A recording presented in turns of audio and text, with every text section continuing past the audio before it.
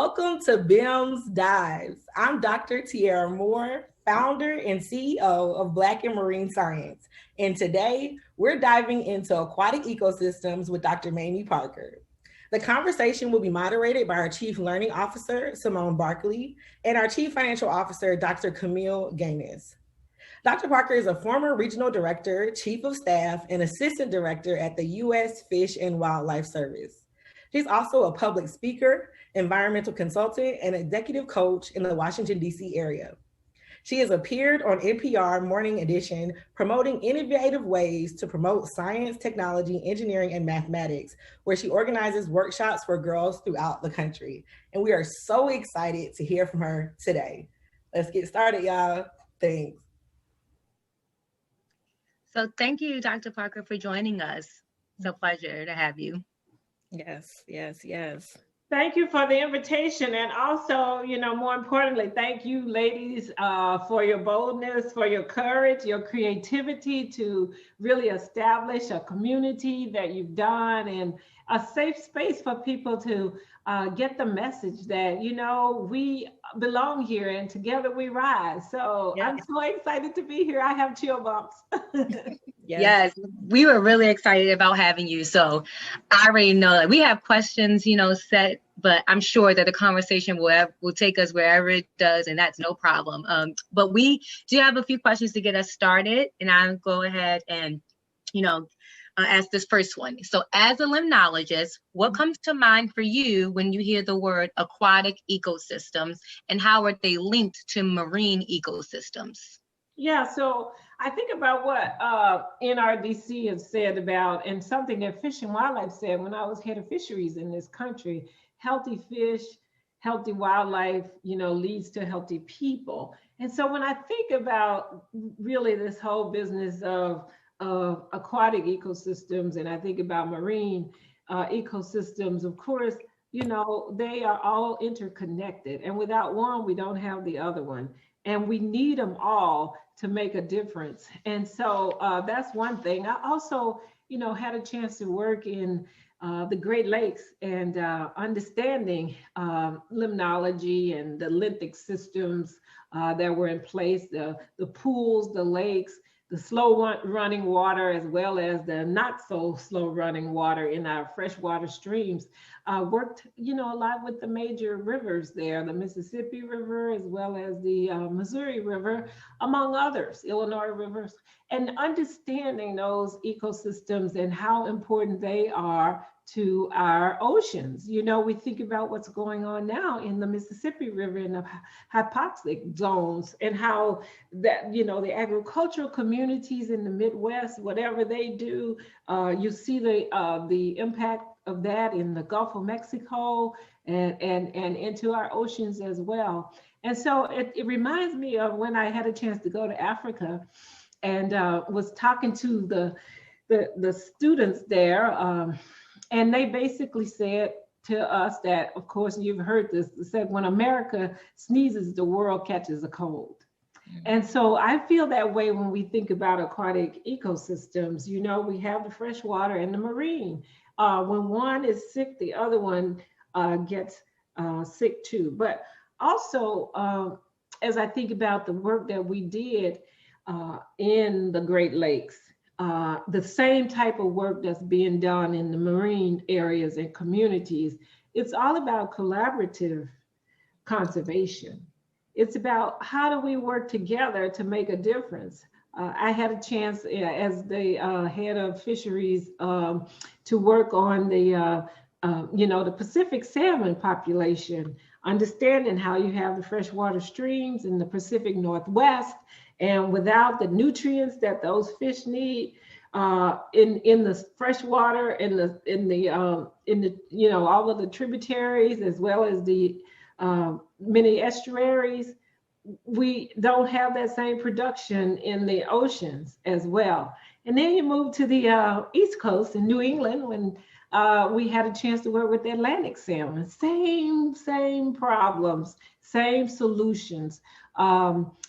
it's all about working together and understanding the connection of the actual species and how important it is for them to use both and why they need to make sure both are healthy ecosystems. Just a question, what part of Africa did you go to? So I had a chance to go to South Africa, and also had a chance to do an exchange program in Lesotho, which is a small country that's totally surrounded by South Africa, but adjacent to Botswana, and so I got a chance to really work in many of those communities in those countries right near Lesotho and in Southern Africa. Yeah, I've never been to Africa, but it's definitely on my list, like different countries. I'm always curious, like where people have gone, just, on a personal standpoint. Well, let me tell you, I cried. I thought I was prepared. Mm-hmm. And in fact, I was fortunate to have an assistant to join me on the travel. And I got off the airplane and I couldn't stop crying. And I couldn't figure out why. And how embarrassing that is when they were looking forward to meeting, the head of fisheries in this country.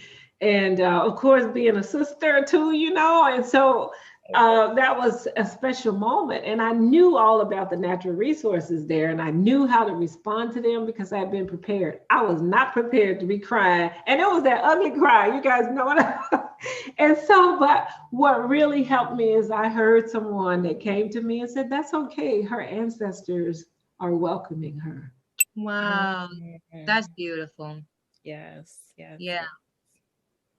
Oh man, I had said to Camille and, the rest of the BIMS team, like, I really want Mamie definitely for, her influence on the field, but also like she's a storyteller and she's so captivating, right? And you're going to sit there and you're going to be like glued to your computer screen the entire time while she's talking and writing down notes. Every time I listen to you, I'm like writing down quotes that I then literally put in front of my desk so I can remember like what you said, so I can remind myself. They're like affirmations for me. So I, again, am always happy to hear you talk and just share your experiences and what you've learned. And anything, honestly, I'm just always like engrossed, like, yes, say more.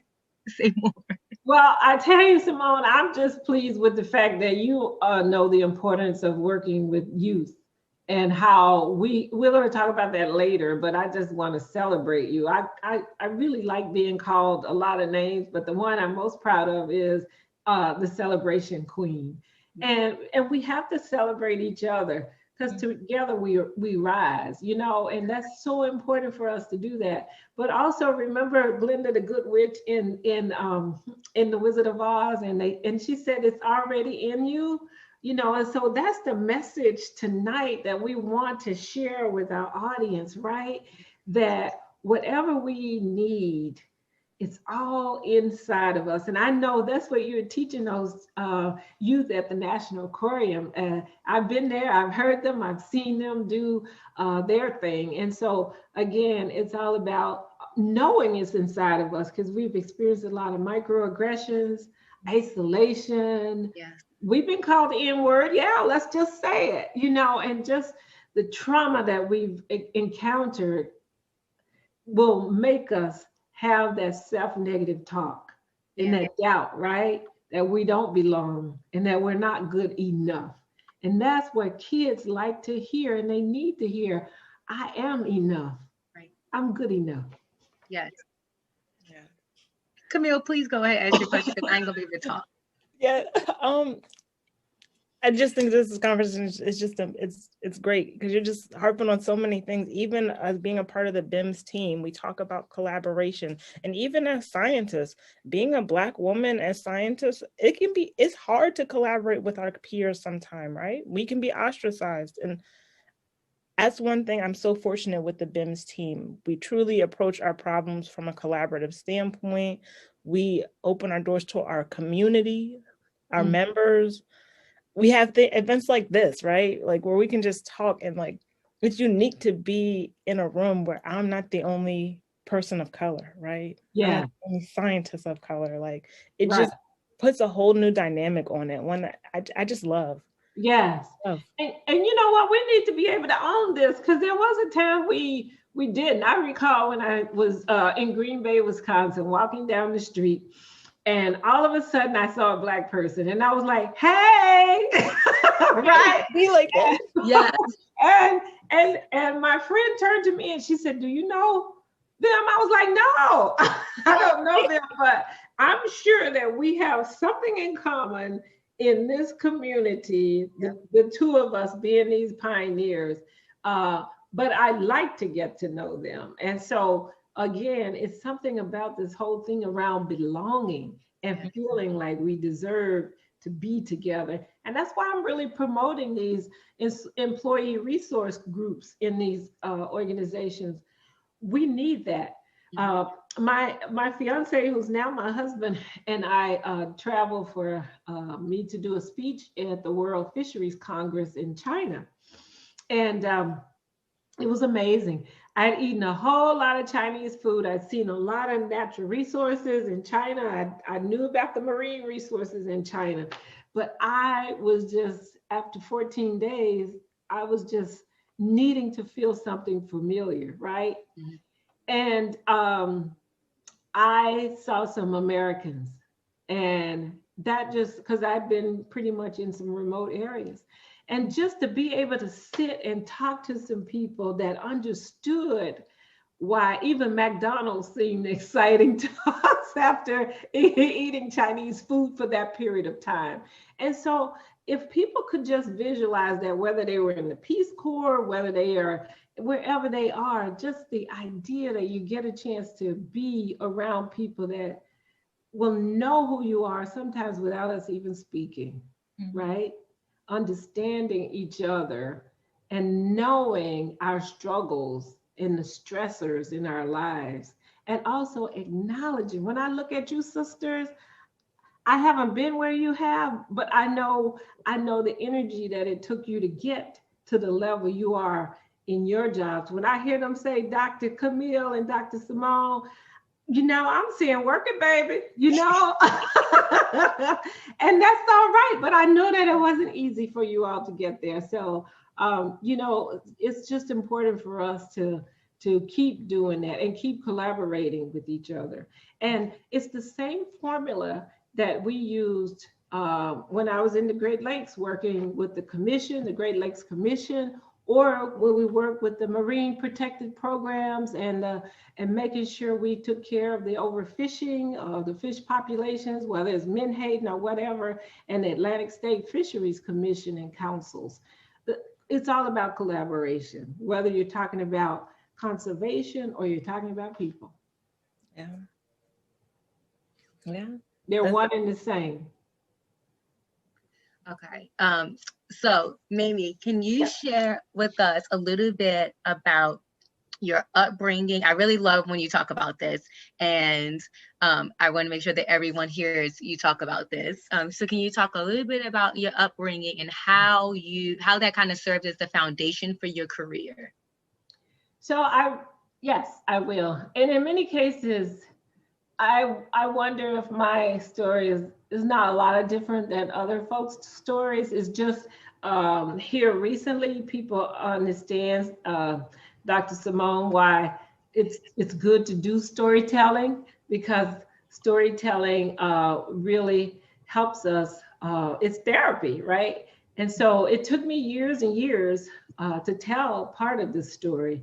But my mother was, I thought she had an 8th grade education. Now I've done Ancestry.com and found out that she had a 5th grade education.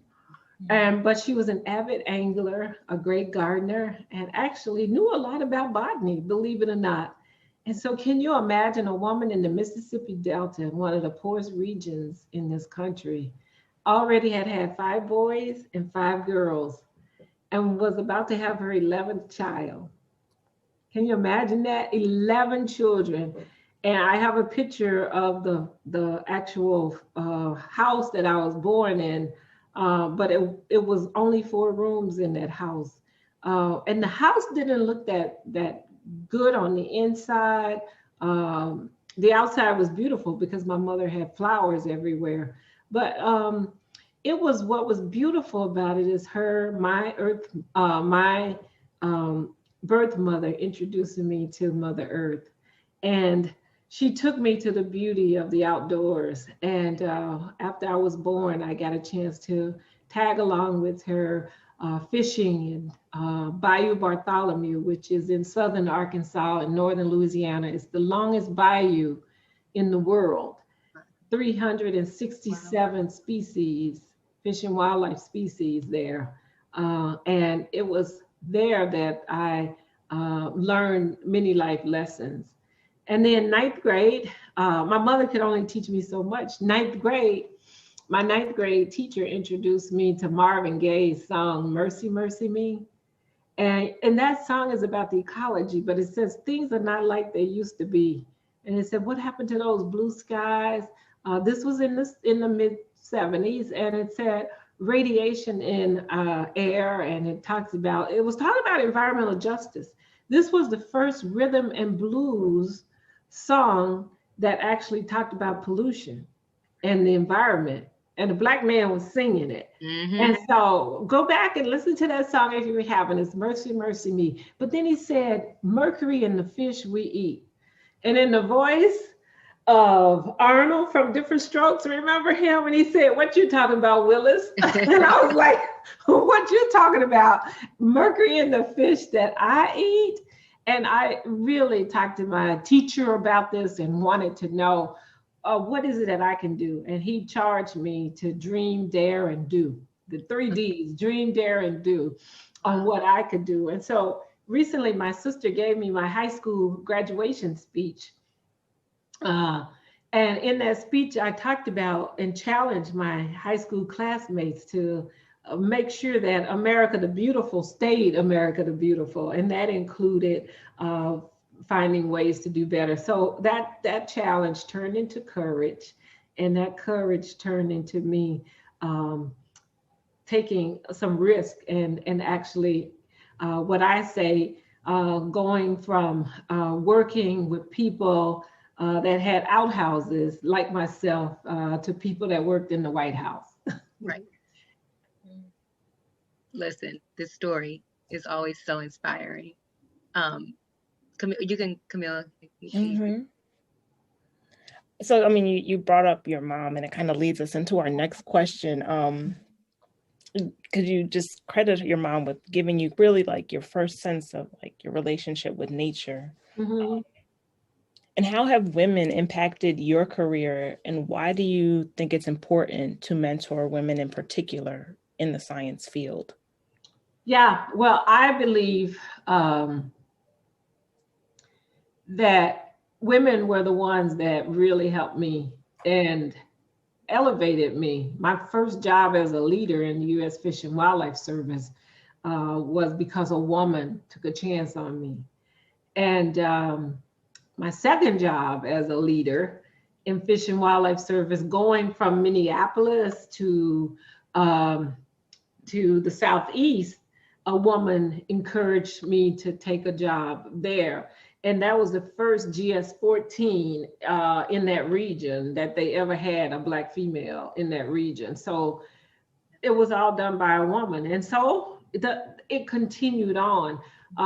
The second director at the U.S. Fish and Wildlife Service, Jamie Clark, happened to be a woman. And my next job after I left Atlanta, I ended up working for the deputy director and the director of the U.S. Fish and Wildlife Service, Jamie Clark, that was a woman. So over the years, it's really been the women that have made a difference in my career and took a chance on me. I believe that there's a new chapter in America right now when we think about race relations and where we're going, and we'll talk about that later, Dr. Camille. But it's going to be women, I believe, that will be the solution to many of our problems in this country. We have a tendency to be more collaborative. We have a tendency, one of the problems that we have, at least I have a lot of times when I feel like I don't belong, is because you walk into a room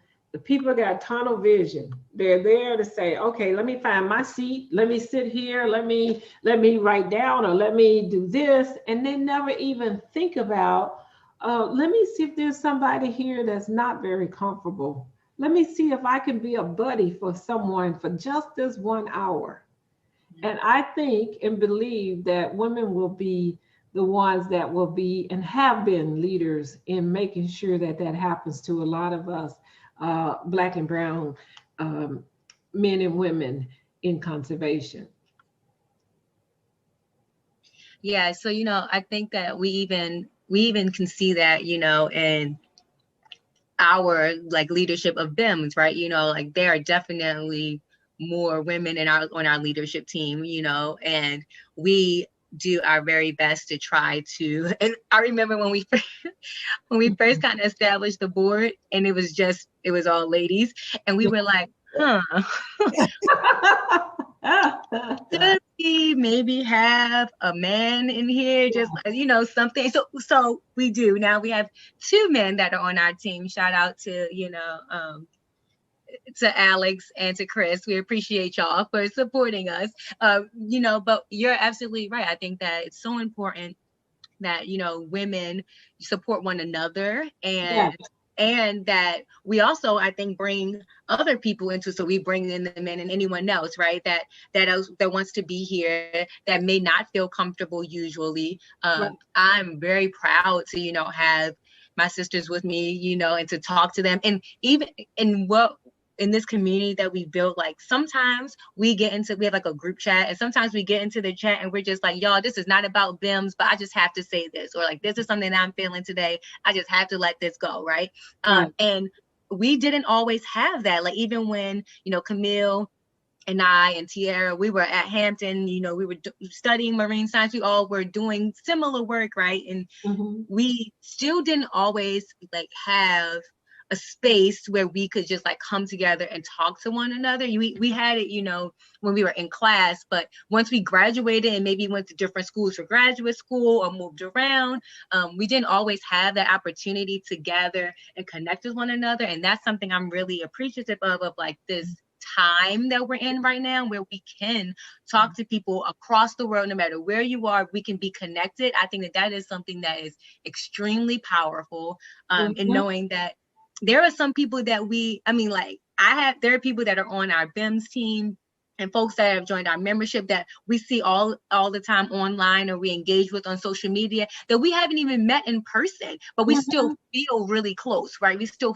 feel like we're family. And so it just is, reminding us that, having women, having, people that support one another is so important in this work, in life in general. And I like the fact that you acknowledge the men, because I tell people all of the time that, it's going to take more men that helped us along the way. I talk about the women that got me into leadership, but there were men, in many cases white men, that elevated me and encouraged me. My first boss, when I first did my internship, I left Arkansas. I was at the University of Arkansas at Pine Bluff, and I had an internship to do that summer. And I had enough money to get to Chicago. My sister and her husband said, we'll drive you to Wisconsin, to where you're going. I didn't even know what a security deposit was at the time. We owned our little shack in Arkansas. And he said, well, you have the money. I found a place that you can rent, but you need $240 some for a security deposit. And I was like, no, I just got enough money to take me to payday, right? And he loaned me that money, and over the summer I was able to pay him back. And those are the people that I will never ever forget. I had one other experience where I talk about, I was sitting in a meeting and proudly saying I was head of fisheries in this country, and there was a person in the conference room that was not very happy about some work that the Fish and Wildlife Service was doing related to NEPA compliance, and making sure that we were looking at impacts to the species, and also including everybody's points of views there. And And because it was military related, you know, she challenged me and said, do you mean you, just like this now, you think you can stop the security of this country? And the way she said you, right? Doesn't that bring back like memories? And so I had two choices. I could act like my cousin Claudine in Chicago to say, I know she did. and you know, I could have read her, or I could, you know, try to speak to it. Now, the good part about it is that it was very, very, just her tone and delivery just made it clear that who the person that she thought I was. And I started believing it. There goes my being excited, being energized, being ready to respond. Everything, I lost it all. I was speechless. And to this day, that woman, if I see her, I'm traumatized by her, you know, just, and that's what we got to understand too. Many of us need to be trauma informed. And that's what we've experienced. All of us have experienced situations like that. But I tell this story on NPR because I went into the bathroom and I was in the stall crying, and a janitor, she said, excuse me, who's that in there crying? And I came out and she saw that it was me, and she was like, girl, you know, and she gave me one of the most inspiring, motivating talks about, you know, who I was and who my ancestors were. And, you know, now I think about my grandmother's grandmother. She was a slave here in the Commonwealth of Virginia, migrated her way to Arkansas, lived to be in her 70s, 35 years, 30 some years as a slave, and then as a free woman. Wow. And here I am fearing this woman that said these things to me. And so, you know, that's a story about how the janitor, a Black woman, lifted me up. The other good news about it is that my boss at the time, and the deputy, Matt Hogan, who worked at Fish and Wildlife Service at the time, also gave me a very, very, you know, good pep talk to help me through that situation. And I'll never forget that. Yeah. Camille, if you don't, I have one more thing to say. Camille, you can do it. Go ahead. Go ahead. How do you know, this is not a question that we have on here. How do you know when you should tell somebody off and read them, like you're saying, because these things happen, right? And sometimes you have to be like, check yourself, Simone, because you don't want to go too far, right? Or you say like, this is it. Like, I just got to say what I have to say. And whatever happens after this happens. How do you navigate those situations so you know how to respond when things like this happen? So yeah, there's a lot that you have to do, and you have to do it fast too, right? So you have to keep it in your mind to be ready for that. And because I integrated one of the third grade class at my school when I was third grade, I have learned over years and developed some of those skills. I encourage people in BIMS and women and everyone to understand when it's okay to what I say, to speak up, speak out, you know, identify it and release it. That's what I say you do. You listen to it, you identify it, and then you release it. So that's the healthy way to deal with the situation when you're dealing with a healthy individual that can handle that kind of thing. I'm always mindful of tone and delivery, because we will be called angry Black women. Yep. So tone and delivery, many things that I'll say, I have to make sure that my ego's not in the way, right? My mother said egos, edging, she said God out, but edging goodness out, right? So I'm mindful of that, but listen to it, identify it, and release it. That's the healthiest way. But in some cases, you have to also ask yourself, is it true what you're thinking? Because sometimes, I mean, I saw this lady do this to other women and other people. So I knew it was not just me. Mm-hmm. So in those cases, you know, I feel like they deserve to hear what I have to say. But you have to weigh the consequences of our actions too, right? We have to know when to hold them and when to fold them. And then like the movie Frozen, what did she say? Elsa says, Let it go. Let it go. Let it go. So I think that over time, where you are in your career, you have to weigh that as well. I can tell people what I think now because, you know, I don't have a whole lot more. I'm looking for lifetime achievement awards now. I'm done with this other stuff. Right. But on the other hand, you don't want to allow them to continue to hurt someone else too. So I don't always publicly do it, but sometimes I praise loudly and criticize privately too. Mm-hmm. But I do feel that if you don't do that, we got to think about the kids and the people that are coming behind us too. It's our responsibility to pave that way for them. Yeah. And that means sometimes saying how you felt when they did it, right? It may not mean, because they'll tell you in a minute, that was not my intentions, or I didn't mean this, or excuse me, what are you saying I said, and all of that. So you want to focus on how you felt and how that statement made you feel. So I hope that's helpful. It's like analyze it, decide when and if it's appropriate, decide if your ego is going to get in the way, decide if it's if that person will actually listen, you know, and it's going to make a difference or not. But I think now, like I said, we are in a new chapter in America, and this is our moment to have teachable moments for people that oftentimes say things and disregard us. Yes, thank you. Mm-hmm. All right. Well, we have a couple more questions prepared for you. And so we're talking about, especially, you know, these smaller moments, right, that happen. They can happen everywhere. And unfortunately, we've had to deal with them being Black women. But we're moving into a space sometimes where it's like, okay, like larger organizations, like what can they do? Like how can they help to promote diversity, and not just promote diversity, but create safe spaces?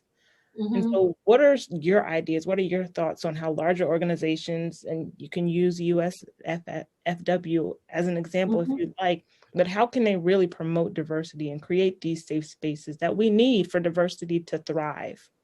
Yeah, so that's a good question. And I really encourage people to go and look at the National Wildlife Federation's website. We were able to do creating safe spaces, some roundtables, and a national town hall meeting that included some outstanding Black men and women that talked about how to go about doing this, and including Christian Cooper, the Central Park birder, as well as others. And I know that other folks are doing great things. Dr. Ayanna Johnson, she's one of you all superstars and one of our sheroes in making sure we're showcasing people that are doing great things and making sure that they're included. And one of the things that I think we have failed to do, many of these conservation organizations, we failed to really help people make the connection. When we talk about overfishing, what I had to do when I went to Baltimore is to talk about crabs to the kids in high school in Baltimore, so they can really relate to why it's important for me to be a marine biologist, or like you to be a marine biologist, and me to be a scientist, how important it is to the fish that we eat, or connecting it to connecting it to clean water. Without clean water is the solution from the time that we wake up in the morning until we go to bed at night, brushing our teeth, flushing the toilet, whatever. So explaining to them why we need clean water for our medicines, for our bodies and all of that. So doing a better job on messaging, I think, is important. And then I've seen agencies understand that, that representation is so important. And so I don't want to talk a lot about recruitment and retention, because we know that that's an area that everyone's been working on for 40 years. And I think they know the solutions. We just gotta put the resources and the time. And I tell the people, I'm on the board of the Nature Conservancy, and here in the Commonwealth of Virginia. And I tell them, if I want to see you handle this problem the same way you handle a conservation problem. When you have, whether it's the spiny dogfish or the sharks or marine mammals, I worked in as head of fisheries. It included the marine mammal program in Alaska. Whether it's polar bear, there's a conservation problem, and you're going to analyze it. You're going to develop a strategy, and then you're going to attack it. Right? That's no matter what. But take that same energy and put it into recruitment and retention, and really value diversity in your organization. So representation is important, whether it's seeing women like you all to say, Amanda Gorman, she says, brave enough to see it and brave enough to be it. So that representation is important. Early childhood experiences, that works for many of us because it helps us overcome those fears. Yep. And to tell our youth that fears are all false evidence appearing real, right? F-E-A-R, false evidence appearing real. Mm-hmm. So I think it's important, representation. I think it's important, childhood experiences. And then the one, again, I'm getting back to historical trauma. To go outdoors and tell people to experience the outdoors, whether it's diving in the oceans or what about those fears? Isn't that what you hear about first? Right? Yep.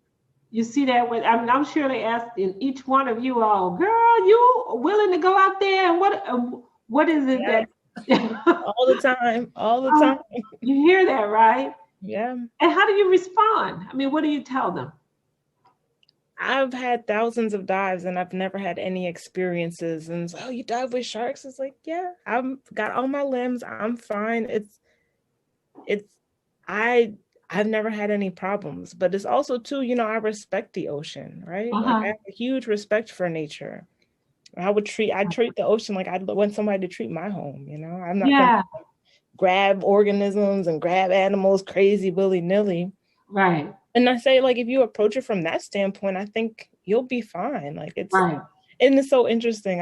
My mom came to Maria when I was doing my dissertation research, and she had like a whole list, like, I don't want to see sharks or rays. And it's like, Mom, like, I can't help it if we see a shark. I can't call them up and say, hey, Leslie's coming through. Like, not today. Not today. It was so funny because like we actually ended up seeing rays, and she like, she wasn't freaking out. She was actually excited to be there, so she had all of these expectations of like, oh, I'm not gonna like, but it actually happened, and it was great. I got photos because again, I couldn't even. I was like, I have to take a photo of this. So she put herself in a place. Maybe she was a little bit uncomfortable, but quickly that uncomfortability, that fear went away. It went away. Yeah. And I mean, also, right, like when you bring up trauma and sometimes people feeling scared to come into, like some of us feeling scared to go into the outdoors, because historically being in the outdoors, right, it wasn't always pleasant, right? It wasn't a place where you always felt, at peace. But I think that a lot of it's sometimes I like to put into perspective for people if they're a little worried. I'm thinking, like we like to have cookouts, right? Like people like to like go outside and go to a park, right? Or wherever you have a cookout and spend time outdoors. People hang out. I live in Baltimore City. People hang out in the front. Like they don't even have a yard, right? But they still hang outside all day long, hanging out in the street, like enjoying themselves, building community, right? And so it's that same thing, right? You are already outside, right? You already have found some way to enjoy the outdoors and to appreciate it. Because if you didn't, you wouldn't be out here if you didn't feel like some bit of comfort, if you didn't feel like it was, helpful to you in some way in your life, right? Maybe it's easy for you to gather people together, it's close in proximity to your home. Like there's lots of reasons why people go to parks. Like my family's always gone to a park to like have a cookout, maybe a family reunion. That's what people do. You spend time.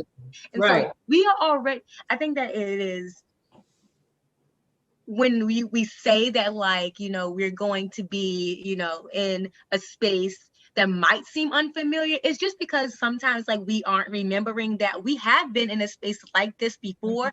The original intent wasn't to be like in the outdoors and to like enjoy the outdoors, but really that's what you're doing while you're hanging out with your family or with your friends or whatever y'all are doing. So I think it's also helpful to like just remind people that, you know, like, y'all, we've done this before. Now we're going to just like have a new reason why we're doing it, you know, and we can enjoy it for all of those reasons at the same time.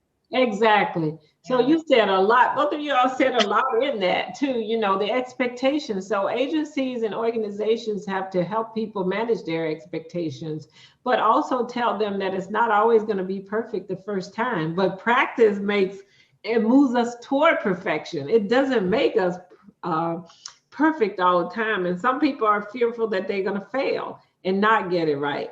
And so then it's all about trauma informed. You know, I was talking to a professor.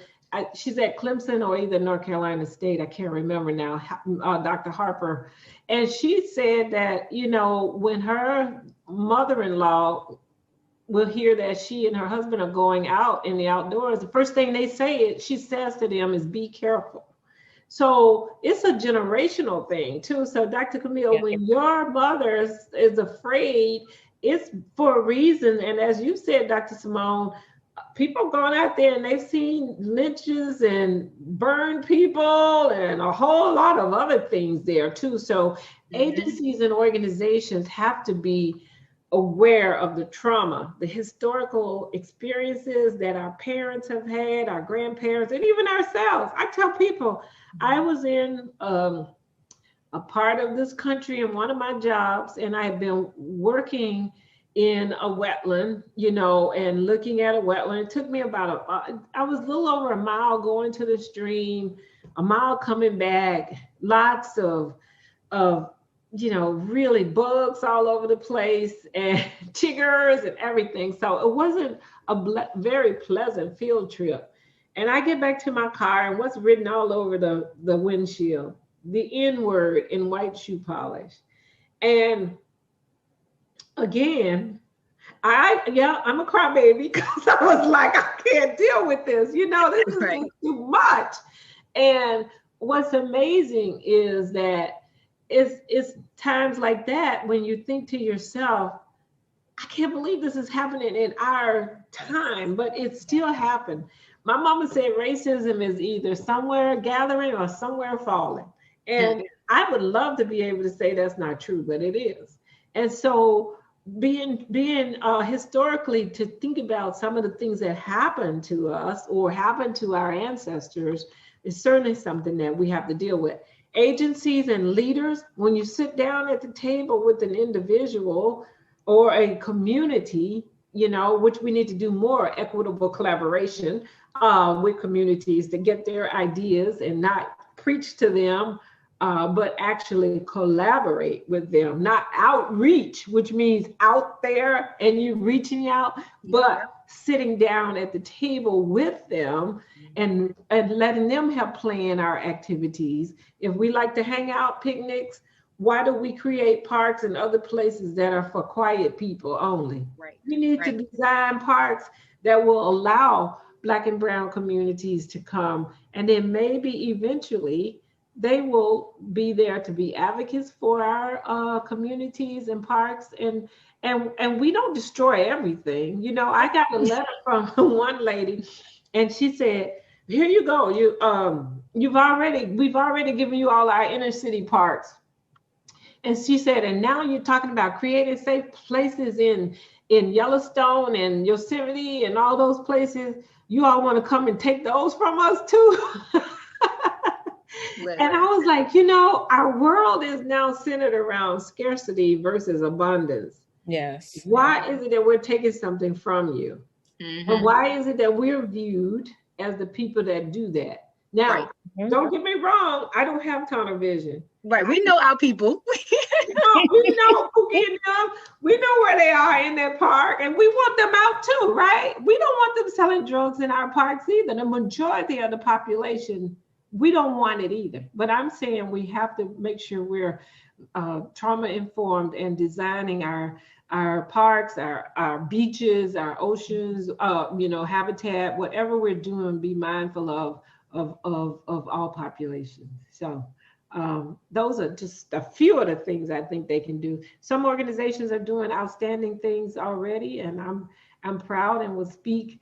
For example, as I said, the National Wildlife Federation, the Student Conservation Association, many of those organizations are now doing and trying to do more in this arena for sure. Yes.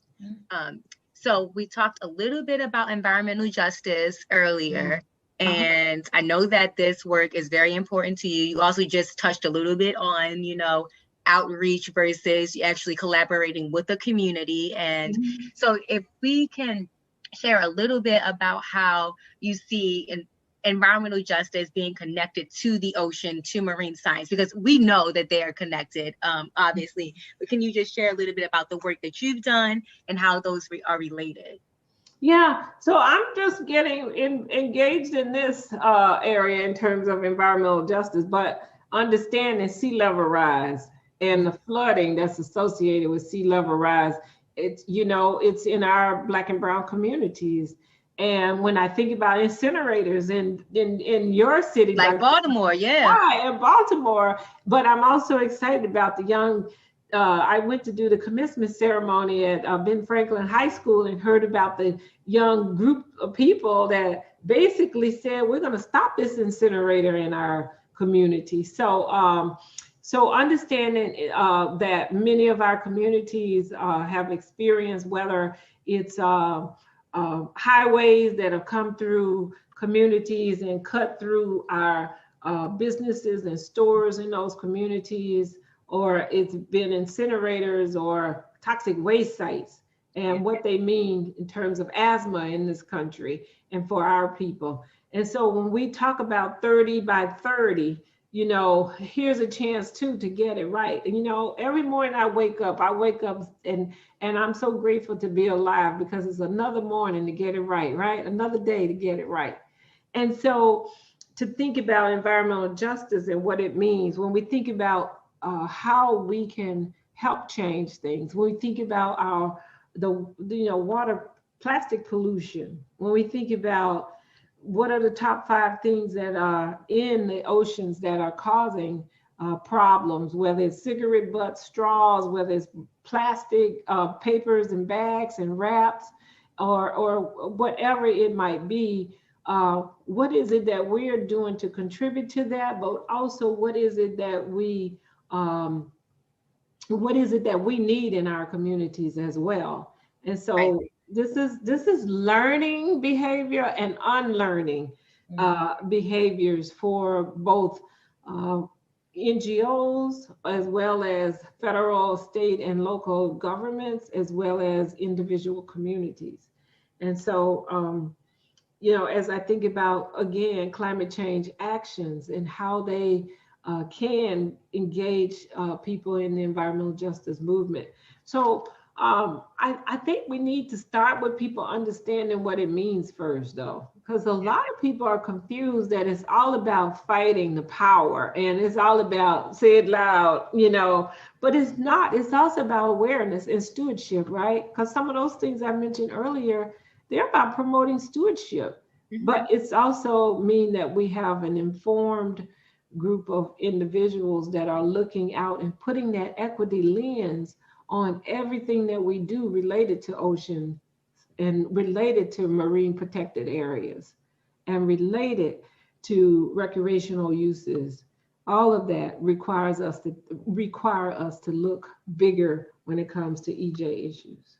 Yeah, absolutely. And the only thing I'll add is that, we even had to look at this in Baltimore City, because which is great work that, the plastic bags were banned here, right? And this is outstanding, right? It's really great for the ocean, great for the environment. So, bags aren't getting caught in trees, great for wildlife, all of these things, right?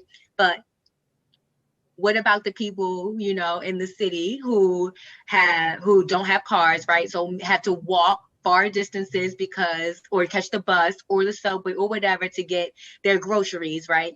And what are we now going to provide to them? How do we make sure that they can still transport their food or whatever else they need from different destinations? You know, and I think that that's, while there are, you know, different solutions to, you know, removing plastic from, you know, everyday life or single-use plastic, you're right, we have to also think about, right, what do the communities that are going to be you know, impacted by this, or the communities that are going to be held to say, like, now if you do need a plastic bag, you need to pay 5 cents, whatever, right? Like, then what happens? You know, how do we help them? How do we make sure that that this doesn't end up hurting people and us trying to save the environment, you know? And so, yes, absolutely, those things are completely linked.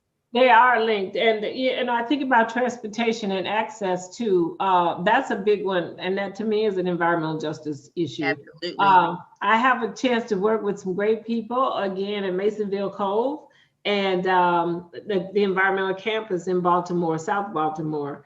And what we realize is many of the communities where they actually have places like Masonville Cove, where people can actually go and enjoy the environment in an urban community, there's no bus transportation to get them there.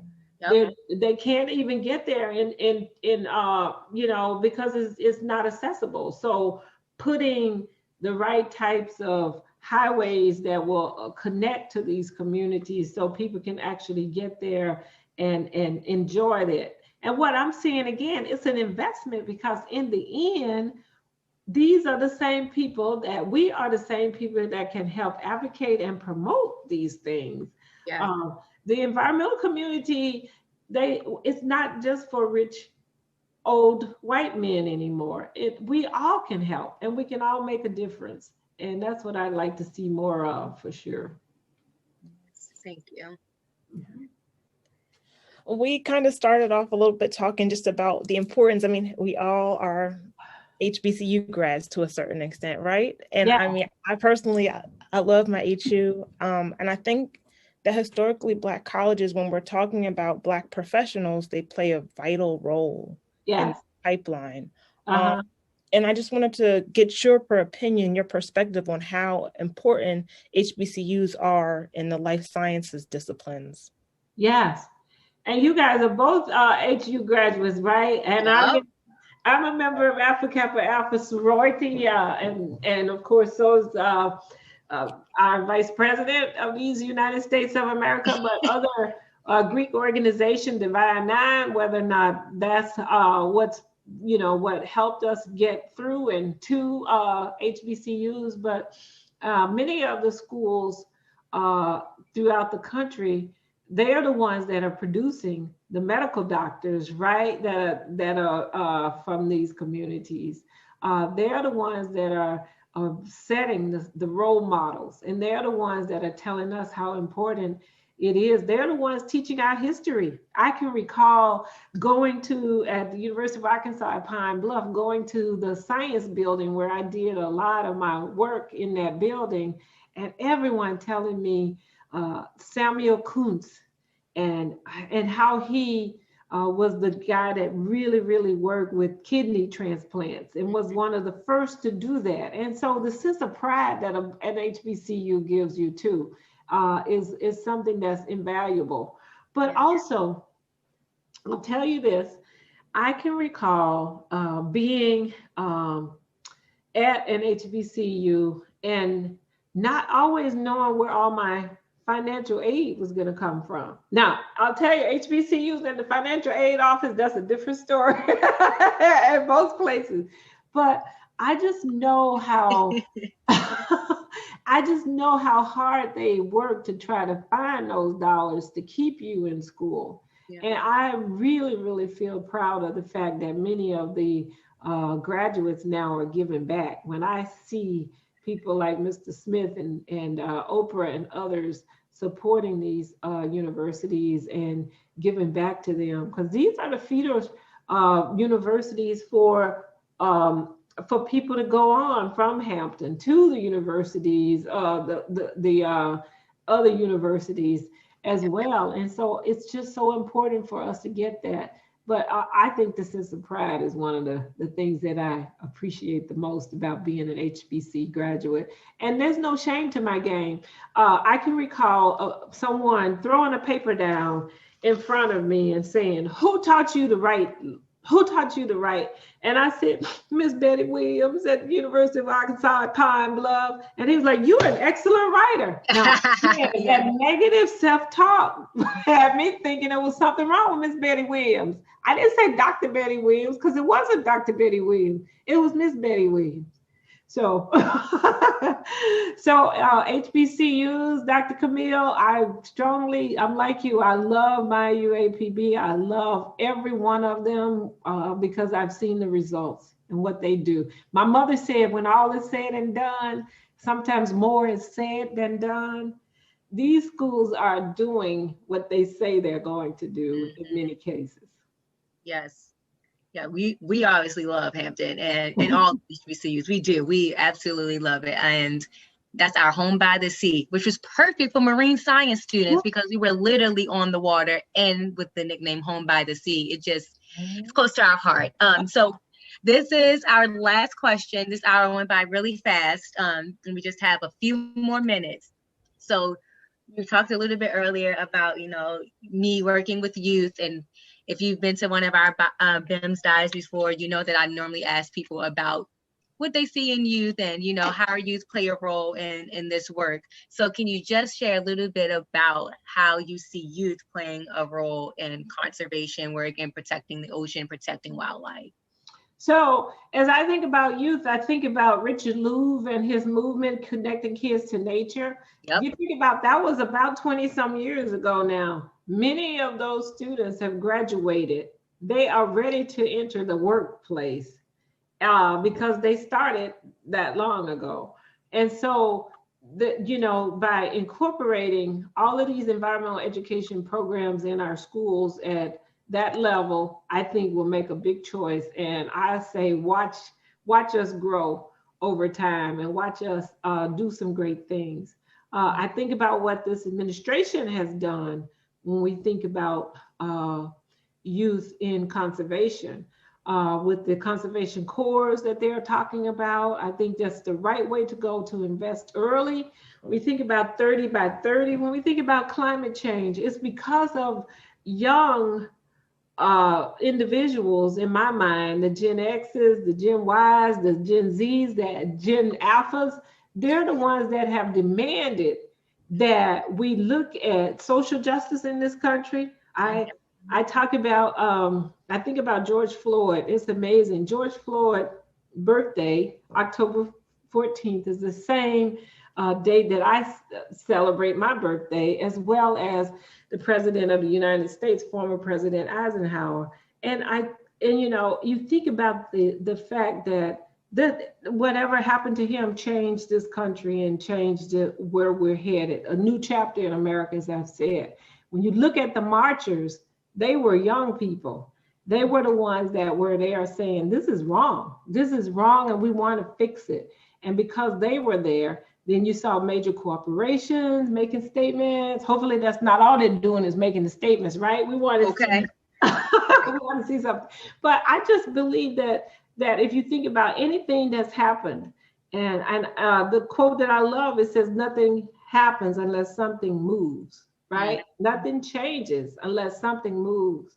And I believe that youth in this country will change a lot when it comes to conservation, whether it's bringing more technology into it.